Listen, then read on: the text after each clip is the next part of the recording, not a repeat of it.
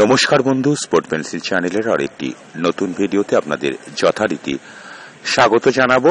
আমার মা ইস্ট বেঙ্গল ক্লাবের সম্মানে। আমার মা, আশা করি ইস্ট বেঙ্গল মা আপনাদেরও। আপনি কি অস্বীকার করতে পারেন যে ইস্ট বেঙ্গল ক্লাব আপনার মা নয়? সেই মায়ের নামে একবার জয়ধ্বনি স্পোর্ট পেন্সিল চ্যানেলে কমেন্ট সেকশনে অতি অবশ্যই করবেন। লাইক করতে হবে না, শেয়ার করতে হবে না, শুধু একটাই বিনম্র অনুরোধ করব ইস্ট বেঙ্গল সমর্থকদের কাছে যে কমেন্ট সেকশনে জয় ইস্ট বেঙ্গল কথাটা লিখতে ভুলবেন না। অজস্র ইস্ট বেঙ্গল সমর্থক যারা জানেন তারা সেটা করে, আপনি নবাগত করে ফেলুন। আর ভিডিওর নিচে থাকা সাবস্ক্রাইবার বাটনটি কিন্তু প্রেস করতে ভুলবেন না। একটা বৃহত্তর ইস্ট বেঙ্গল পরিবার গঠন করছে স্পোর্ট পেন্সিল চ্যানেল। ইতিমধ্যেই প্রায় 12,000 ইস্ট বেঙ্গল সমর্থক যোগদান করে দিয়েছে বন্ধু। আপনি যদি আমার ভিডিওতে প্রথমবার এসে থাকেন, কোনো কষ্ট নেই, কোনো পরিশ্রম করতে হবে না, কোনো অর্থ খরচ করতে হবে না বন্ধু। শুধু ইস্ট বেঙ্গল মায়ের নামে ভিডিওর নিচে থাকা সাবস্ক্রাইবার বাটনটিকে ছুঁয়ে দিলেই তো হয়ে যায়। আসুন না বন্ধু, পাশে থাকুন, সঙ্গে থাকুন, ছুঁয়ে দিন, স্পোর্ট পেন্সিল চ্যানেলের গুরুত্বপূর্ণ ইস্ট বেঙ্গল পরিবারের সদস্য হয়ে যান। চলে আসবো একটা ফুটবলারকে নিয়ে অনেক ভিডিও করেছি। অনেক ভিডিও আমি করিনি বন্ধু, আসলে ইস্ট বেঙ্গল সমর্থকদের তিনি নয়নের মণি হয়ে উঠেছিলেন। তিনি আর কেউ নন, ব্রাইটেন বাকরে। যদি একটা কথা বলি যে আগামী মরশুমে আমরা এই ব্রাইটেন বাকরকে লাল হলুদ জার্সি গায়ে আরো একবার খেলতে দেখব। অনেকেই বলছেন তিনি তার ফর্ম হারিয়েছেন, তিনি তার পুরনো ফর্মে নেই। হ্যাঁ, সময় তো অনেক কিছুই নিয়ে নেয়, তবুও যেটা আছে সেটাই বা কম কিসের। অনেক তো বিদেশি ফুটবলার, আমি আশা করি সিভেরিও তোরত থেকে তিনি অন্তত ভালো মানের ফুটবলার এখনো আছেন। কোচ কার্লোস কুবার্তাদের কাছে বার্তাটা পৌঁছে দিয়েছিল ইস্ট বেঙ্গল ক্লাব কর্মকর্তারা। কেন হঠাৎ করে এত বিদেশি নিয়ে ইস্ট বেঙ্গল ক্লাব মাথা ব্যথা করছে কেন? এর পেছনেও কিন্তু একটা কারণ আছে।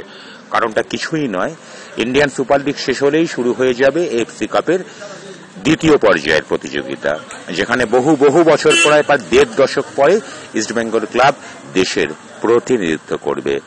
6টা বিদেশি কিন্তু এফসি কাপের প্রত্যেকটা ম্যাচে খেলতে পারে এট এ টাইম। আমাদের ওই ইন্ডিয়ান সুপার লিগের মতো এমন নয়, আপনারা জানেন যে 4টে ফুটবলারকে নামাবো, বাকি 2টো ফুটবলারকে পরিবর্তন হিসাবে নামাবো, সেরকম কিন্তু নয়। কোচ কার্লোস কুবার্তা যেভাবে পাখির চোখ করে নিয়েছেন এফসি কাপে, তিনি চাইছেন যেন তেন প্রকারণে। এই প্রসঙ্গে একটা কথা বলতে হয়, আপনাদের হয়তো মনে আছে বন্ধু যে একজন ফুটবলার ব্রাইটের ছায়া তার মধ্যে দেখা গিয়েছিল। আফ্রিকা মহাদেশ থেকে তিনি এসে কয়েকদিনের অনুশীলনে রীতিমতো তিনি কোবাদ্রাতের নজর কাড়া পারফরমেন্স করেছেন। শেষ পর্যন্ত তিনি নেরোকাতে চলে গিয়েছেন, কিন্তু চুক্তিটা এমনই রয়েছে, নেরোকার আই লিগ শেষ হলে পরেই এই ফুটবলারটিকে ইস্ট বেঙ্গল নিতেই পারে তার পারফরমেন্স দেখে। ব্রাইটেন বাকরেকে তো তালিকার একদম অগ্রাধিকার দিয়েছেন ফার্স্ট প্রেফারেন্সে। আমি এর বাইরেও গতকালের ভিডিওতে আরো বেশ কিছু ফুটবলারের কথা বলেছি। এর মধ্যে এমন একজন ফুটবলার সম্পর্কে আমি কথা বলেছি, তিনি প্রাক্তন বিশ্বকাপার। সবকিছু মিলিয়ে East Bengal club coach Carlos কুবার্তাদের প্রশিক্ষণে আগামী দিনের ভবিষ্যতের দল গঠনের দিকে যেভাবে এত দ্রুত গতিতে এগোচ্ছে, কুর্নিশ বা স্যালুট বা সালাম জানাতে হয়। এটা বলার পরে আমাকে কিন্তু একটু বাস্তবের জমিতে ফিরে আসতেই হবে। আপনারা জানেন যে বৃহস্পতিবার ইস্ট বেঙ্গল ক্লাবের খেলা জামশেদপুর এফসির বিরুদ্ধে। বৃহস্পতিবারে ইস্ট বেঙ্গল ক্লাবের জামশেদপুর এফসির বিরুদ্ধে তার থেকে গুরুত্বপূর্ণ ম্যাচ তার আগের দিন বুধবার অনুষ্ঠিত হয়ে যাবে, যেখানে প্রতিপক্ষ north east United FC Goa এই মুহূর্তে গোল সংখ্যার বিচারে মোহনবাগানের থেকে পিছিয়ে 3 নম্বর স্থানে আছে। অত্যন্ত শক্তিশালী দল। আমি তর্কের খাতিরে কেন, শক্তির বিচারে ধরে নেব যে এফসি গোয়ার বিরুদ্ধে নর্থ ইস্ট ইউনাইটেডের পরাজয় অবধারিত। অঘটন ঘটলে তবে নর্থ ইস্ট ইউনাইটেড এফসি গোয়াকে হারাতে পারবে। ঠিক সেখানেই কিন্তু বাজিমাত করে east Bengal club.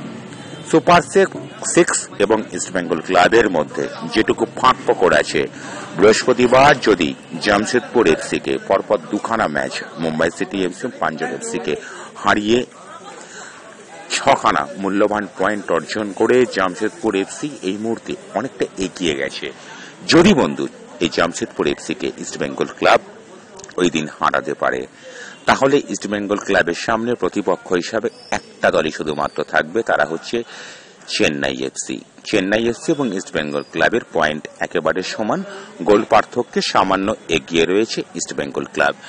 North east United বলুন বা এই জামশেদপুর এফসির কথা বলুন বা পেছন দিকে থাকা বেঙ্গালুরু এফসি, এরা ইস্টবেঙ্গল ক্লাবের থেকে অনেক বেশি ম্যাচ খেলে নিয়েছেন, অর্থাৎ ইস্টবেঙ্গল ক্লাবকে ছোঁয়ার এদের পক্ষে সম্ভাবনা ক্রমশ কমে গেছে।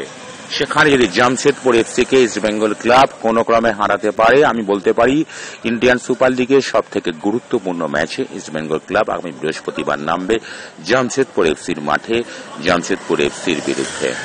প্রথম পর্বে খেলাটা গোলশূন্যভাবে শেষ হয়ে গিয়েছিল বা অমীমাংসিতভাবে শেষ হয়ে গিয়েছিল। আমি সে প্রসঙ্গে কোনো কথা না বাড়িয়ে বলতে পারি, আপনারা পয়েন্ট টেবিলের দিকে তাকালেই পুরো বিষয়টা আপনাদের কাছে স্পষ্ট হবে। আরেকটা কথাও কিন্তু আপনাদের দাবি অনুযায়ী বলতে পারি যে অনেক বিদেশি ফুটবলারদেরকে নিয়ে আমরা কথা বলছি, বিশ্বকাপের নিয়ে কথা বলছি, ব্রাইটন বা করে শহরে পা দেবেন এটা নিয়েও কথা বলছি। অনেকে প্রশ্ন তুলছেন এবং সে প্রশ্নটার মধ্যে কিন্তু যথেষ্ট যুক্তি আছে যে ভারতীয় ফুটবলার শেষ পর্যন্ত আমরা কাদেরকে নিতে পারলাম। এক কথায় উত্তর দেব বন্ধু, এখন অবধি আমরা কাউকে নিতে পারিনি।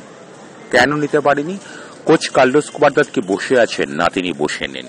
তিনি বরং ভেবে নিয়েছেন যে বিদেশিদেরকে নিয়ে তিনি বাজিমাত করবেন, বরং বেশ কিছু উদীয়মান ফুটবলার মরশুমের শুরু থেকে ইস্টবেঙ্গল ক্লাবে এসেছে। তার মধ্যে সায়ন ব্যানার্জি ইতিমধ্যে প্রথম একাদশের সুযোগ পেয়ে গেছেন। পিবি বিষ্ণয়ের কথাও বলবো, তিনিও সুযোগ পেয়েছেন। কোচ কার্লোস কুয়াদ্রাত ভেবে নিয়েছেন যেসব তরুণ প্রতিভা তার দলে এসেছে তাদের মধ্য থেকে তিনি কোহিনূর বা নক্ষত্র খুঁজে নেবেন, তাদেরকে দিয়ে তিনি প্রথম একাদশে একটার পর একটা সুযোগ তৈরি করে দেবেন, তারাই মাঠে বাজিমাত করে দেবে। তাই নতুন করে কোনো বিদেশি ফুটবলারের পাশাপাশি স্বদেশি ফুটবলার নেওয়ার কথা এই মুহূর্তে কোচ কার্লোস কুয়াদ্রাতের ভাবনায় নেই। তবে একটা কথা বলি বন্ধু, এটা আজকের দিনের ভাবনা। ইন্ডিয়ান সুপার লিগ শেষ হয়ে যাওয়ার পরে ইস্টবেঙ্গল কোথায় কি শেষ করে কোচ কার্লোস কুয়াদ্রাতের মূল্যায়নটা আমরা সে সময় করব। একটা নিঃসন্দেহে বলি যে কোচ কার্লোস কুয়াদ্রাত আগামী মরশুমেও আমাদের সঙ্গে অতি অবশ্যই থাকবেন। ধন্যবাদ বন্ধু।